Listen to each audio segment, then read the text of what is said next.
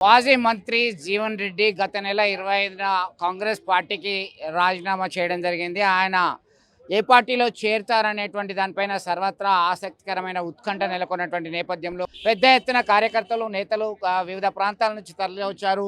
మనం కొత్తగా చూస్తున్నాం. నిన్న మొన్నటి దాకా కాంగ్రెస్ పార్టీ ఫ్లెక్సీలు ఇక్కడ చుట్టూ ఉండేటివి.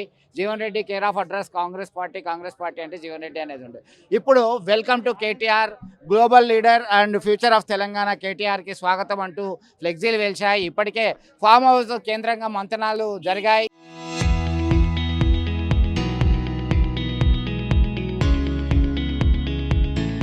కేసీఆర్, కేటీఆర్, హరీష్ భేటీ అయ్యారు. జీవన్ రెడ్డి చేరిక పక్క నిర్ణయం తీసుకున్నారు. 13 27 అనేది తేలాల్సినటువంటి అవసరం ఉంది.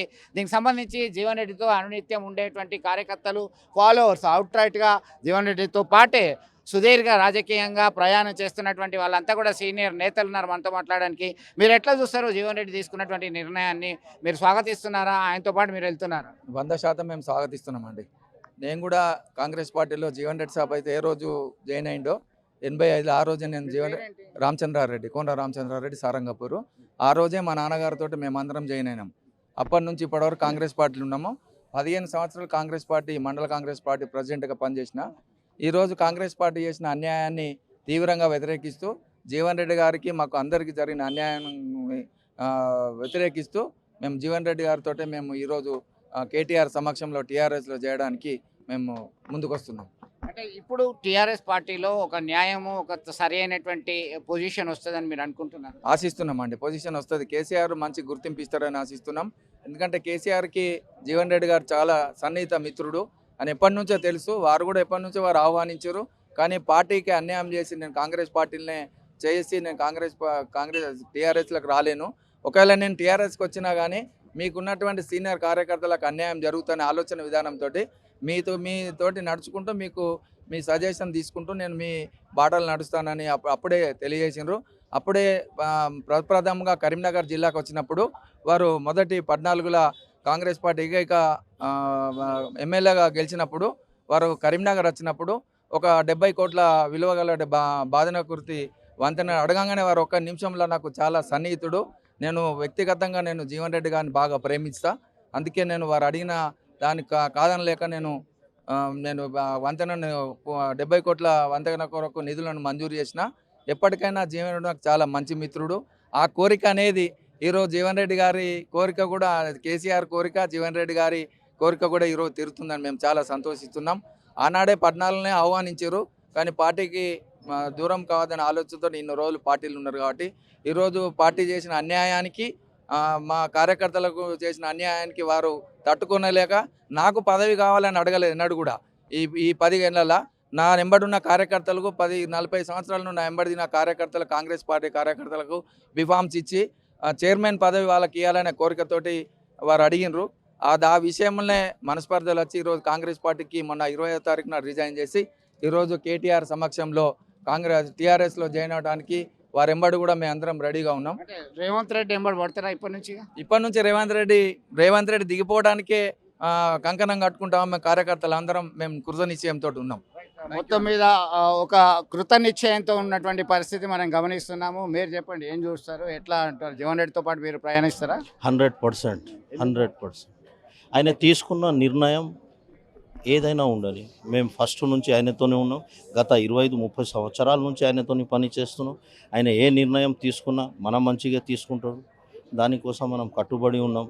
మీరు అందరూ చూస్తున్నారు, ఆయన ఇంత పెద్ద మనిషి, 40-45 సంవత్సరాల జీవితం ఆయన మొత్తం కాంగ్రెస్ పార్టీలో నడిచింది. గత 2014 में अगर जब भी टीआरएस में जाते, जब टीआरएस थी अभी बीआरएस हुई, अगर जब जाते तो हाई फाई अच्छा मिनिस्टर रहते थे. यहाँ पे जगतियाल में जब भी कांग्रेस का सफाया हो जाता था, ख़त्म हो जाती थी. नहीं, हम कांग्रेस पार्टी को धोखा नहीं देते.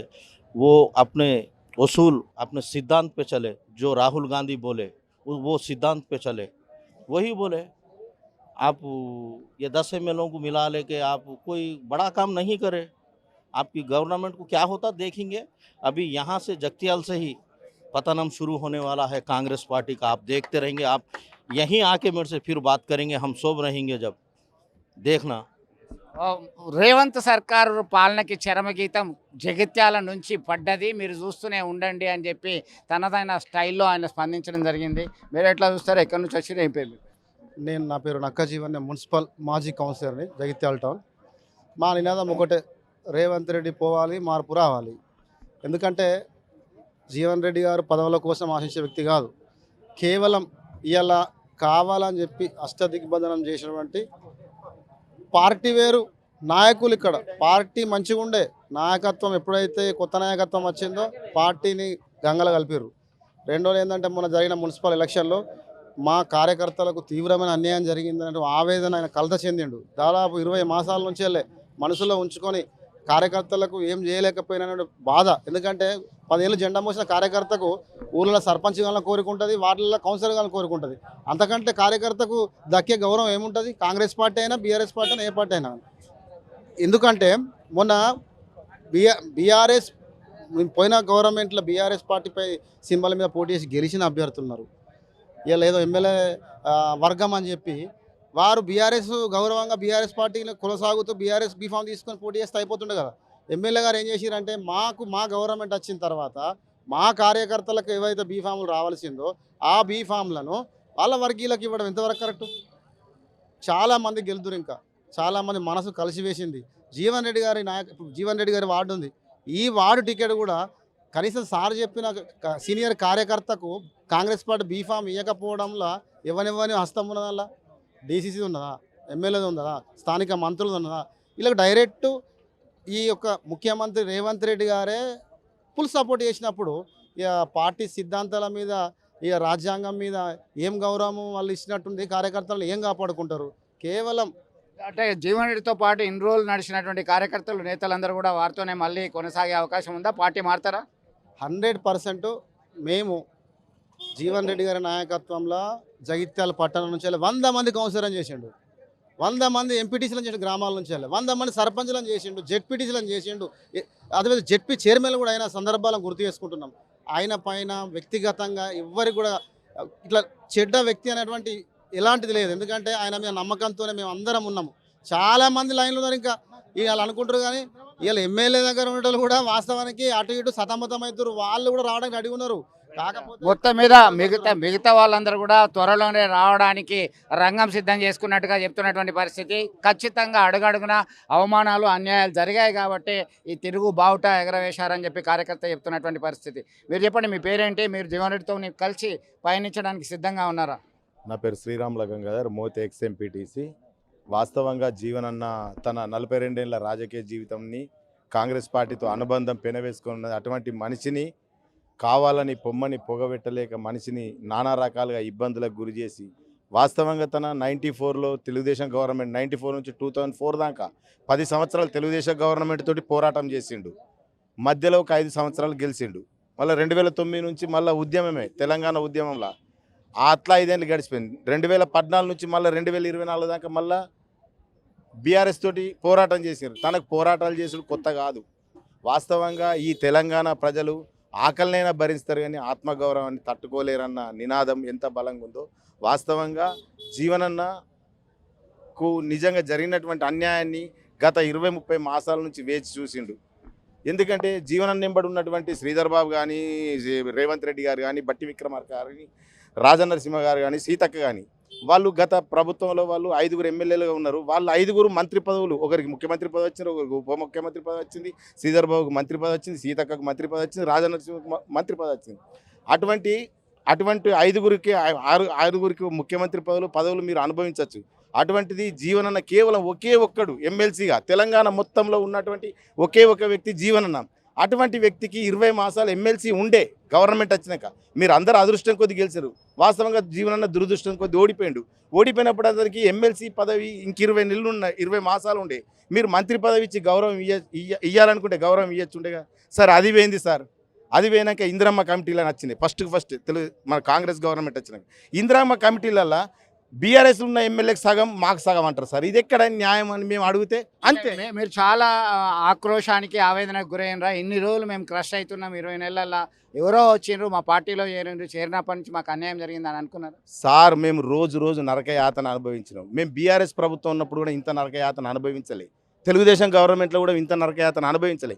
మా పార్టీ ప్రభుత్వంలోకి వచ్చి మేము నరకయాతను దినదినం ఈ 20 మాసాలు రోజు మమ్మల్ని మానసికంగా, శారీరకంగా, మెంటల్గా మమ్మల్ని పూర్తిగా అన్ఫిట్ చేయాలనే ఆలోచనతోటి రేవంత్ రెడ్డి గారు ఆయన ఏం మనసులో పెట్టుకుంటో ఏమో జీవనన్నను ఎందుకు ఇట్లా చేస్తుండో మాకు తెలియదు. కానీ వాస్తవంగా రేవంత్ రెడ్డి నాశనం నాంది ఈ జగిత్యాల నుంచే మొదలవుతుంది అన్నది మేమైతే చెప్తున్నాం సార్. జీవనన్న ఒక్క జగిత్యాలతోటి ఆగడు, జీవనన్న మొత్తం తెలంగాణ మొత్తం తిరుగుతాడు. తెలంగాణ ప్రాంతంలో జరిగినటువంటి అన్యాయాల గురించి ఈ ప్రభుత్వాన్ని ప్రశ్నిస్తాడు. రేవంత్ రెడ్డిని గద్దె దించుడే జీవనన్న లక్ష్యం. రేవంత్ రెడ్డి పోవాలే, మార్పు రావాలి మా నినాదం. ఒక గోల్ పెట్టుకున్నాడు జీవన్ రెడ్డి, త్వరలో రేవంత్ పోవాలే, మార్పు రావాలి. ఇప్పటికే ఆయన మీడియా సమావేశంలో తనదైన స్టైల్లో స్పందించడం జరిగింది. మార్పు ఖచ్చితంగా రావాల్సిందే, రేవంత్ పోవాల్సిందే అని చెప్పి కుండబద్దలు కొట్టినట్టుగా చెప్పడం జరిగింది. ఆయన చెప్పినటువంటి మాటల్ని కార్యకర్తలు, నేతలు సైతం ఫాలో అవుతున్నారు. ఆయన నాశనం, ప్రభుత్వం యొక్క నాశనం ఇక్కడి నుంచే మొదలైంది అని చెప్పి హెచ్చరిస్తూ జారీ చేస్తున్నటువంటి పరిస్థితి. మరో నేత ఉన్నారు, మీరు ఎట్లా చెప్తారు? మీ పేరేంటి? ఎంతకాలం నుంచి జీవన్ రెడ్డి ఎంబడున్నారు? నేను 25 సంవత్సరాల నుండి కాంగ్రెస్ పార్టీలో ఉన్న ఒక టర్మ్ మున్సిపల్ కౌన్సిలర్గా ఇచ్చిన నా పేరు అనుమల చంద్రం. ఇవాళ జీవన్ రెడ్డి గారు 40 సంవత్సరాల రాజకీయ జీవితంలో మచ్చలేనటువంటి నాయకుడు జీవన్ రెడ్డి గారు. ఇలాంటి జీవన్ రెడ్డి గారికి ఎంత అన్యాయం జరిగిందంటే, రేవంత్ రెడ్డి గారు ముఖ్యమంత్రి కావడానికి చల్గల్ ప్రాంతం నుంచి పాదయాత్ర పెడితే ప్రతి ఒక్క కార్యకర్త ఇక రాష్ట్రం అంతటా ఎక్కడ లేని విధంగా రేవంత్ రెడ్డి గారిని మేము ఇక్కడ ఎదుర్కోవడం జరిగింది. అలాంటి కృతజ్ఞత కూడా లేదు. కృతజ్ఞత లేకుండా సీనియర్ నాయకులందరినీ పక్కన పెట్టి తొక్కిపడేసి ఇవాళ కొత్త వాళ్ళకి అవకాశాలు ఇచ్చి వాళ్ళకు మంత్రి పదవులు ఇవ్వడం అవన్నీ జరిగిన తర్వాత 2 సంవత్సరాలు జీవన్ రెడ్డి గారు ఇవాళ ఓపికగా ఉన్నారు. ఓపిక ఉన్న తర్వాత రానున్నటువంటి భవిష్యత్ కాలం ఏం చేయాలనే ఉద్దేశం కొద్దీ కార్యకర్తలతోటి సమావేశం ఏర్పాటు చేసి ఇవాళ బీఆర్ఎస్ ప్రభుత్వంలోకి పోతే మళ్ళీ రానున్నటువంటి జగిత్యాల ప్రాంతాన్ని అభివృద్ధి చేద్దామనే ఉద్దేశం కొద్దీ వారి ఈ నిర్ణయం తీసుకోవడం జరిగింది. మళ్ళీ ఇంకో ముఖ్య గమనిక విషయం ఏంటంటే, గత 10 సంవత్సరాలు కేసీఆర్ గారి పాలనలో అద్భుతమైనటువంటి డెవలప్మెంట్ జరిగింది గతం లోపల. ఇవాళ ప్రజలు కూడా మళ్ళీ కోరుకోవడం జరుగుతుంది. ఎందుకంటే కేసీఆర్ గారు రావాలి, రాష్ట్రం అంతటా మళ్ళీ సుభిక్షంగా ఉండాలనే ఉద్దేశం కొద్దీ కేసీఆర్ గారి తనయుడు మన కేటీ రామారావు గారు ఇవాళ జగిత్యాల రావడానికి కొన్ని వేలాది మందిగా తరలి వచ్చిరు. ఇవాళ అలా నాటే జోక్ అండి, ఇంతమంది రావడం, ఇంతమంది ఆయనకు స్వాగతం పలకడం కోసం రావడం జరిగింది. మున్ముందు రాజకీయాలు ఎలా ఉంటాయనేది భవిష్యత్తులో అందరూ చూస్తారు. మేమంతా జీవనానికి మద్దతుగా ఈరోజు ఇక్కడ రావడం జరిగింది. జీవన్ రెడ్డి గారికి ఒక జరిగిన అవమానం కాదు, ప్రతి కాంగ్రెస్ కార్యకర్తకు జరిగిన అవమానంగా భావిస్తున్నాము. ఎందుకంటే రేవంత్ రెడ్డి వచ్చిన తర్వాత ఆయనే ఆర్ఎస్ఎస్, టీడీపీ, టీఆర్ఎస్ కలవగలిపిన వ్యక్తిని ఈరోజు కాంగ్రెస్ పార్టీ ఒక ఇల్లరికం తెచ్చుకుంటే ఇల్లరికం లెక్క అల్లుడు లెక్క వచ్చి ఈరోజు కాంగ్రెస్ కుటుంబాన్ని సర్వనాశనం చేసే విధంగా, ముఖ్యంగా జీవన్ రెడ్డి గారిపై వ్యక్తిగత కక్ష పెట్టుకొని ఈరోజు అనగదొక్కే దాని కొరకు ఆయన ఒక పార్టీని కూడా నాశనం చేసే విధంగా ప్రవర్తిస్తుండు. దీన్ని ఏ కార్యకర్త కూడా అంగీకరించకుండా మేమందరం కలిసి జీవన్ రెడ్డి గారి వెంట నడవడానికి నిర్ణయించుకున్నాం. అంతేకాకుండా రేవంత్ రెడ్డి గారి పతనం ఈ రోజుతో ప్రారంభమవుతుంది. జై జీవన్, వారి నాయకత్వంలో మేమందరం వెంట నడుస్తామని చెప్తున్నాం. మొత్తం మీద అంతా ఒకటే ముక్త కంఠంతో చెప్తున్నటువంటి పరిస్థితి. రేవంత్ సర్కార్ పతనం అనేది దీంతోనే మొదలైంది. ఇక చూస్తాం, మా తడాకా చూపిస్తాం అనేటువంటి కోణంలోనే అంతా ఆగ్రహంతో ఉన్నటువంటి పరిస్థితి. మొత్తం మీద బీఆర్ఎస్ గూటికి జీవన్ అన్నతో పాటే మేము వెళ్తామని ధీమాతో ఉన్నటువంటి పరిస్థితి. వీడియో జర్నలిస్ట్ సుమంత్తో కలిసి చంద్రశేఖర్, RTV, జగిత్యాల.